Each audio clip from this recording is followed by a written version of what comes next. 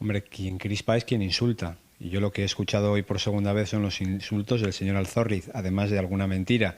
Por lo tanto, en fin, yo creo que están muy nerviosos y que lo que tienen que hacer es escuchar a los ciudadanos, escuchar a los navarros. Eso es lo que debieran haber hecho desde el inicio. Los diputados de UPN no se abstendrán si no hay un acuerdo de que la abstención del Partido Socialista está confirmada aquí en Navarra. Los diputados de UPN van a tener una visión global. Vamos a analizar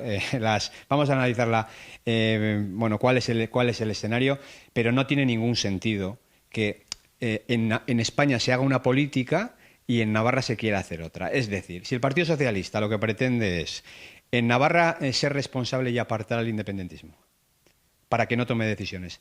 Perdón, en España ser responsable y apartar al independentismo catalán para que no tome decisiones.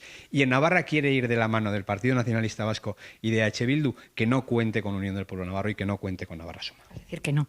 Bueno, yo el martes coincidí con María Chivite en el garaje del Parlamento y estuvimos hablando.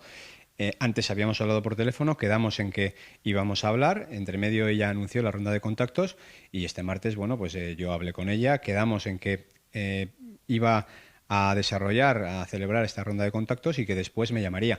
En cualquiera de los casos yo, pues este fin de semana o el lunes mismo la llamaré, porque creo que es conveniente que nos sentemos, creo que se tienen que analizar las cosas también desde las dos formaciones que han sido, han recibido el mayor apoyo en esta comunidad, aunque ella tiene 11 y nosotros tenemos 20, pues yo creo que se puede conformar un proyecto constitucionalista en esta tierra. Sigo pensando que es lo mejor para Navarra.